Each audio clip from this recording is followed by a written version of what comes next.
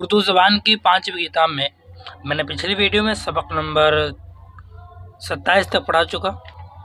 یہاں تک انشاءاللہ آج کی ویڈیو میں سبق نمبر 28 پڑھیں گے. اور ویڈیو کو شروع کرنے سے پہلے اگر آپ چینل پر نئے ہیں تو چینل کو ضرور سبسکرائب کر دیں اور کم سے کم اپنے 10 گروپ میں شیئر ضرور کریں چینل کو. ٹھیک ہے، تو چلیے شروع کرتے ہیں. بسم اللہ الرحمن الرحیم. جرأت. سر جان لارنس نے جو ہندوستان کے ایک نامی گرامی گورنر جنرل تھے، اپنے ایام طفولیت کی ایک سرگزشت اس طرح بیان کی ہے کہ جب میں 4-5 برس کا تھا اور اپنے والدین کے ساتھ رہتا تھا تو ایک روز میری دایا اس دن کا سامان خوراک خریدنے کے لیے بازار کو بھیجی گئی. اس کو 5 پونڈ کا نوٹ حوالے کیا گیا تاکہ اس کو بھنا کر جو سودا سلف درکار ہے خریدے اور باقی نقد واپس لائے.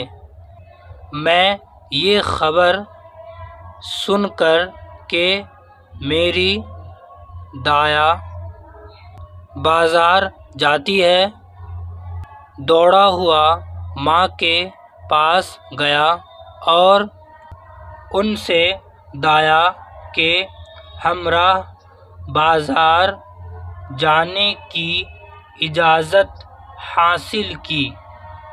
مجھ کو اس کے ساتھ جانے کا شوق اس لیے رہتا تھا کہ وہ ہمیشہ عجیب و غریب افسانے جادوگروں کے سنایا کرتی تھی.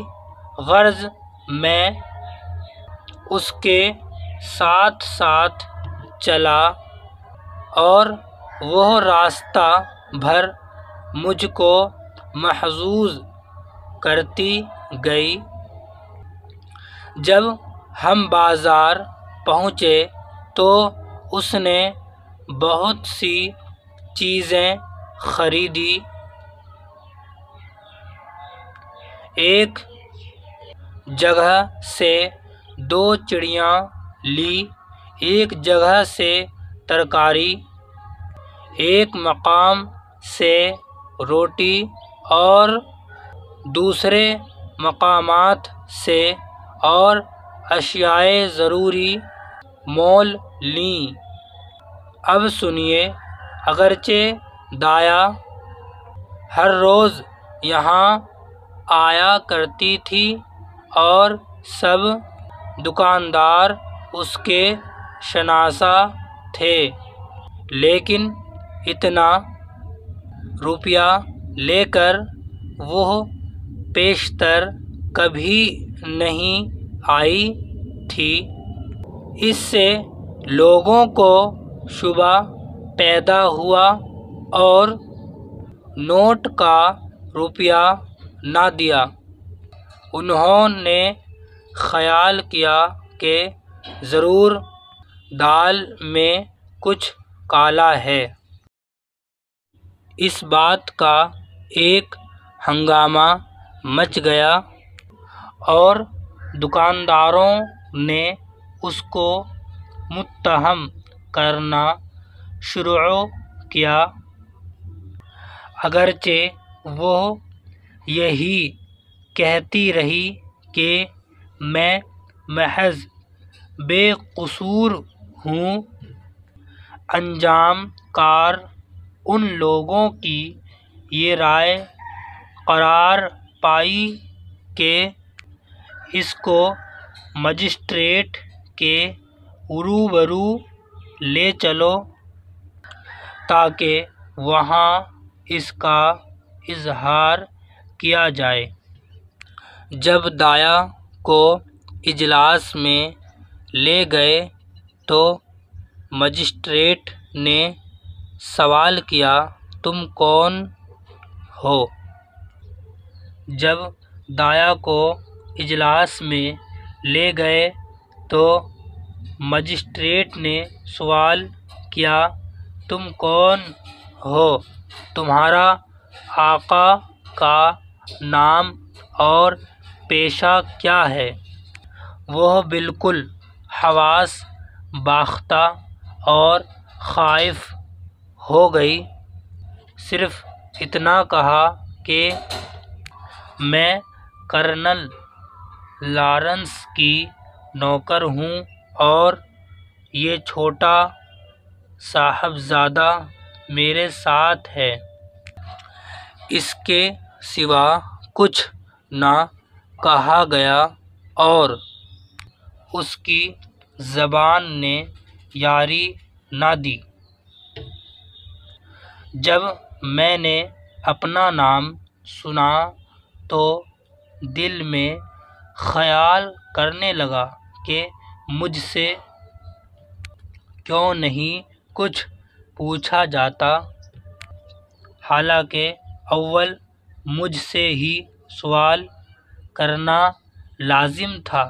پھر سوچا کہ اب تک جو میں دایا کے پیچھے کھڑا رہا، اس بات کا موقع نہ تھا، اب مجھ کو آگے بڑھ کر مجسٹریٹ سے گفتگو کرنا چاہیے۔ چنانچہ میں آگے بڑھا اور جس قدر میرے گلے میں سکت تھی میں نے زور سے چلا کر کہا، صاحب یہ کیا بات ہے؟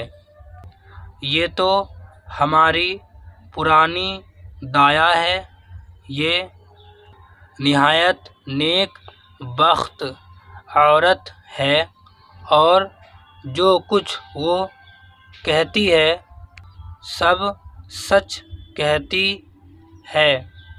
میں اس کے ساتھ بازار میں کھانے کی چیزیں خریدنے آیا تھا اور یہ نوٹ اس کو ابا جان نے دیا ہے۔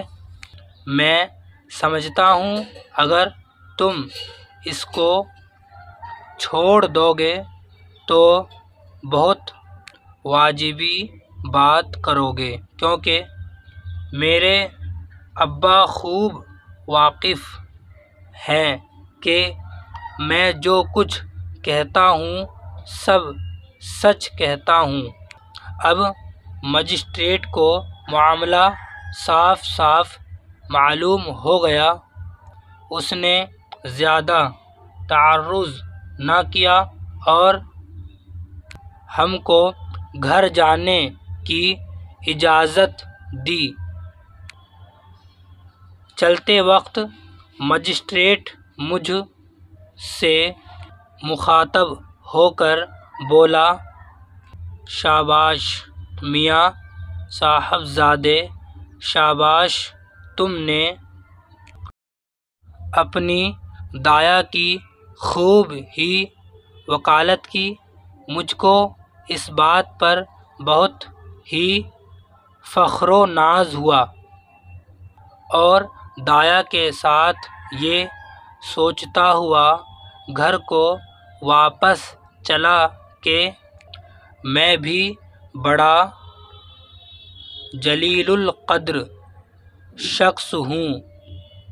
دایا میری خبر گیری کر چکی، اب میں اس کی خبر گیری کروں گا۔ آئیے اب ان کے معنی پڑھ لیتے ہیں، یاد کرتے ہیں۔ طفولیت، طفولیت کا مطلب ہوتا ہے بچپن۔ محظوظ، محظوظ کا مطلب ہوتا ہے حفاظت کیا گیا۔ متہم، متہم کا مطلب ہوتا ہے تہمت باندھنا یا پھر تہمت لگانا، آروپ لگانا، ٹھیک ہے۔ حواس باختہ۔ حواس باختہ کا مطلب ہوتا ہے بے اوسان کہہ لو یا گھبرایا ہوا، یا حیران پریشان، ہکا بکا، یہ سب ان کے معنی، ٹھیک ہے۔ دوبارہ سنو، بے اوسان یا گھبرایا ہوا یا حیران پریشان یا ہکا بکا، ٹھیک ہے۔ تعرض کا مطلب ہوتا ہے روک تھام، ٹھیک ہے۔ اب سبق نمبر 28 پڑھ لیں گے انشاءاللہ، اگلی ویڈیو میں سبق نمبر 29 پڑھائیں گے، ٹھیک ہے۔ السلام علیکم۔